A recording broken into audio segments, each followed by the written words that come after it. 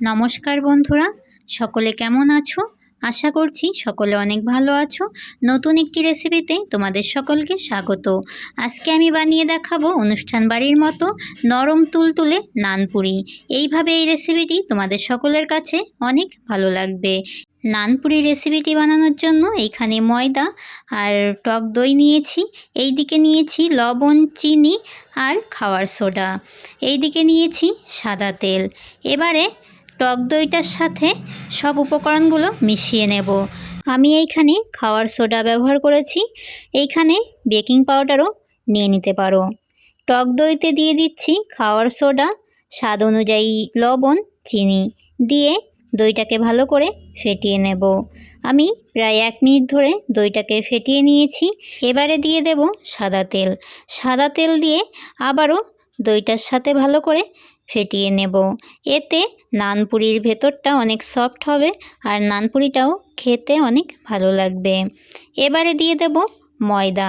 অল্প অল্প করে ময়দা দিয়ে একটা ডো মতো করে নেব।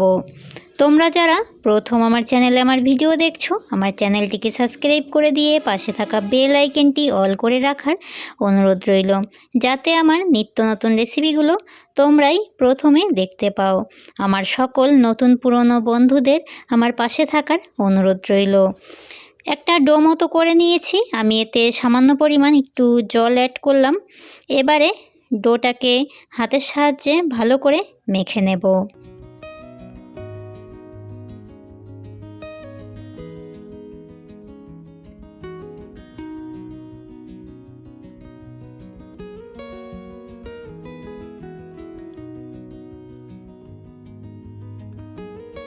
ময়দাটাকে খুব ভালো করে মেখে নিয়েছি, বেশি শক্ত কিংবা বেশি নরম করিনি। এবারে উপর দিয়ে দিয়ে দিচ্ছি সাদা তেল। সাদা তেল দিয়ে ডোটার সাথে খুব ভালো করে মেখে নিয়ে 30 মিনিটের জন্য ঢেকে রেখে দেব। ময়দাটা এতে খুব ভালো করে সেট হয়ে যাবে। 30 মিনিট পরে ময়দাটাকে আবারও ভালো করে মেখে নেব। ভেতরে যেই হাওয়াটা আছে সেই হাওয়াটাকে বের করে দেব। নানপুরি বানানোর জন্য ময়দার ডোটাকে খুব ভালো করে মেখে নিতে হবে। ময়দাটা যত ভালো মাখানো হবে নানপুরিগুলো ততটাই ভালো হবে। ময়দাটাকে আবারও খুব ভালো করে মেখে নিয়েছি। এবারে নানপুরির জন্য লেচিগুলোকে করে নেব। নানপুরির রুটিগুলো একটু বড় বড় করেই করে নিতে হয়, সেই কারণে লেচিগুলোকেও একটু বড় করেই করে নিচ্ছি। ঠিক এই রকম লেচিগুলোকে করে নেব। নানপুরির জন্য সব লেচিগুলোকে ঠিক একই সাইজের করে নিয়েছি। এবারে নানপুরিগুলো বেলার জন্য এখানে বেলন চাকি নিয়ে নিয়েছি।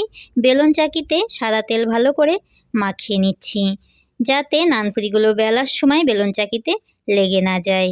সব লেচিগুলোকে কেটে আমি একটু সাদা তেল মাখিয়ে নিয়েছিলাম। এবারে নানপুরির জন্য লেচিগুলোকে বেলে নেব। নানপুরির জন্য রুটিগুলোকে বেশি পাতলা করতে হয় না, একটু মোটা করেই বেলে নিতে হয়। আমি তোমাদেরকে দেখিয়ে দিচ্ছি আমি কতটা মোটা করে এই নানপুরির রুটিগুলো বেলে নিয়েছি। ঠিক এতটা মোটা করে সব নানপুরির রুটিগুলোকে বেলে নিয়েছি। এইখানে আমি নানপুরির জন্য 2টো রুটি তোমাদেরকে বেলে দেখিয়ে দিলাম, আর বাকিগুলো আমি যখন ভাজবো সেই সময় বেলে ভেজে নেব। এবারে নানপুরিগুলো ভাজার জন্য কড়াইতে দিয়ে দিচ্ছি সাদা তেল। তেলটা প্রথমে ভালো করে গরম করে নিতে হবে। তেলটা ভালো মতো গরম হয়েছে নাকি একটুখানি ময়দার ডো দিয়ে এইভাবে দেখে নিচ্ছি। ময়দার ডোটা যখনই উপরে ভেসে উঠবে তখনই বুঝতে হবে নানপুরিগুলো ভাজার জন্য তেলটা রেডি। নানপুরিগুলো ভাজার সময় গ্যাসের আঁচটা আমি মিডিয়াম করে রেখেছিলাম। এইভাবে নানপুরিগুলো ভেজে নিলে প্রত্যেকটা নানপুরি এত সুন্দর ফুলবে আর নানপুরিগুলো খেতে হবে অসাধারণ। তোমরাও বাড়িতে এইভাবে খুব সহজেই নানপুরিগুলো বানিয়ে নিতে পারবে। নানপুরিগুলো বানানোর শেষে আমি তোমাদের দেখিয়ে দেব নানপুরিগুলো কতটা সফট হয়েছে। আর আমার এই রেসিপিটি তোমাদের কাছে কেমন লাগলো অবশ্যই একটি লাইক, কমেন্ট, শেয়ার করে দিয়ে জানিও।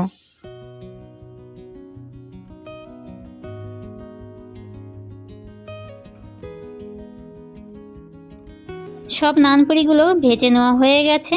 তোমাদেরকে একটু দেখিয়ে দিই নানপুরিগুলো কতটা সফট হয়েছে। এইভাবে এই নানপুরিগুলো শুধু গরম অবস্থায় নরম থাকে না, ঠান্ডা হয়ে গেলেও একই রকম নরম থাকে। তো আজকের মতো এতটাই। আবারও দেখা হবে নতুন একটি রেসিপির সাথে আগামী দিন। তোমরা সকলে অনেক অনেক ভালো থাকবে। সকলকে টাটা।